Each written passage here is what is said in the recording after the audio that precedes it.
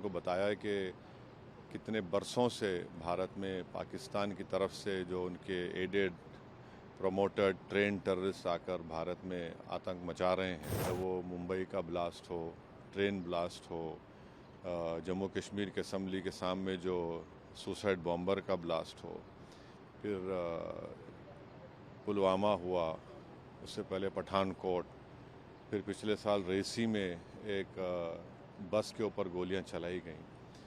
तो हमने बताया कि ये पूरा स्किट जिसमें ट्रेडमार्क्स पाकिस्तान का इन्वॉल्वमेंट इससे भी साबित होता है कि जो पहलगाम के टेररिस्ट अटैक के बाद टीआरएफ ऑर्गेनाइजेशन ने 2 मरतबा इंटरनेट के ऊपर उसको कबूल किया।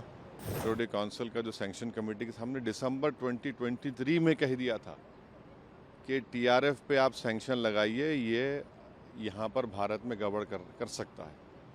आज जो सुबह में हम बहरीन के डिप्टी पीएम हैं शेख खालिद बिन अब्दुल्ला अल खलीफा, फिर उसके बाद जो शूरा काउंसिल के चेयरमैन हैं हिज एक्सेलेंसी अली बिन सालेह अल सालेह, और फिर जो फर्स्ट डिप्टी स्पीकर हैं हिज एक्सेलेंसी अब्दुल नबी सलमान अहमद साहब के साथ और काउंसिलर रिप्रेजेंटेटिव की हमारी मीटिंग हुई। बहुत अच्छी मीटिंग हुई।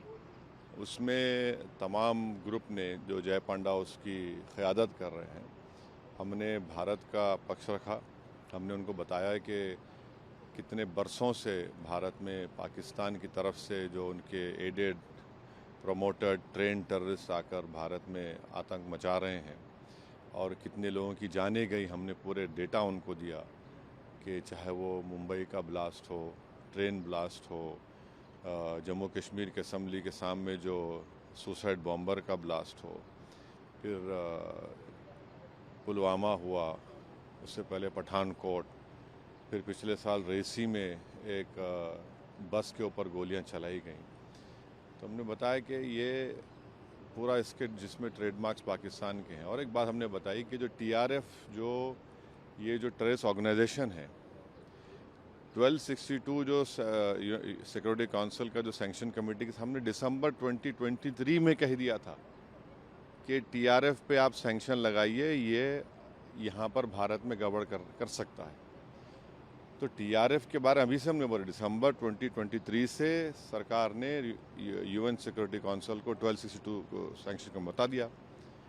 तो ये है। और तीसरी बात ये है कि बार बार ये जो पाकिस्तान जो अपने आप को बड़ा ही विक्टिम नहीं है, पाकिस्तान एग्रेसर है। और हमने 15 अप्रैल को जो आसिम मुनीर की स्पीच हुई, जिन्होंने कश्मीर के बारे में जो बात कही, उसके बारे में हमने बताया। और फिर देखिए, पाकिस्तान का इन्वॉल्वमेंट इससे भी साबित होता है कि जो पहलगाम के टेररिस्ट अटैक के बाद टीआरएफ ऑर्गेनाइजेशन ने 2 मरतबा इंटरनेट के ऊपर उसको कबूल किया।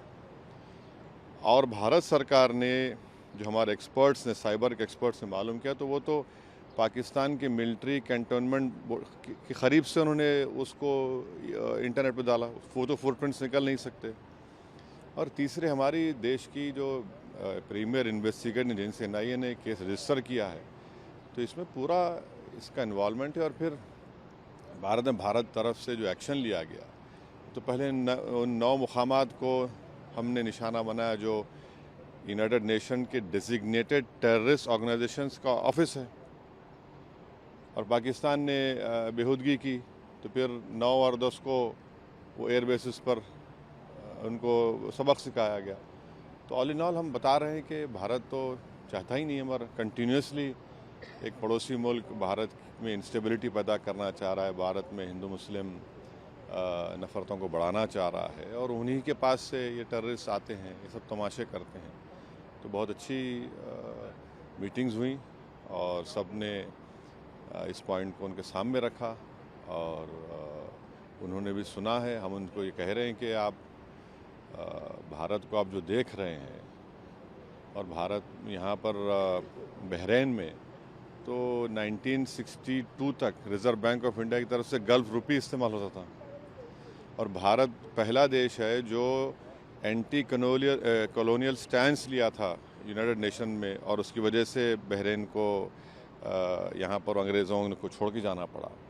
और हमने उनको बहरीन की हुकूमत को याद भी दिलाया कि 2018 और 22 में आप ही के एक बहरीनी डिप्लोमेट की वजह से पाकिस्तान को FATF ग्रे लिस्ट में डाला गया और एक आतंकवादी जो यहाँ पर छुपा हुआ था उसको 2015-16 में उन्होंने भारत सरकार के हवाले भी किया।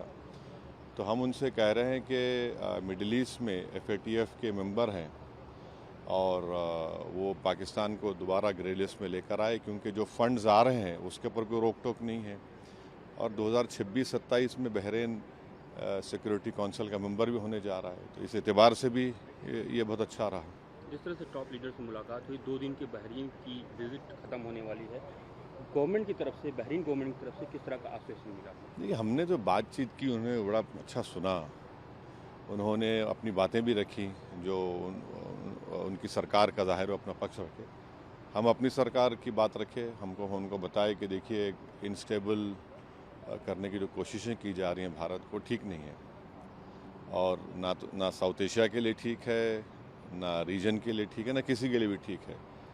तो उन्होंने भी कहा कि हम तो यहाँ पर करीब 7 लाख से करीब ज़्यादा नॉन बहरीन रहते से बड़ा हिस्सा हमारे करीब 2 लाख मलयाली इंडियंस रहते हैं, फिर कर्नाटका के हैं, तेलंगाना आंध्रा के हैं और मुख्तलिफ़ भारत के लोग यहाँ पर रहते हैं।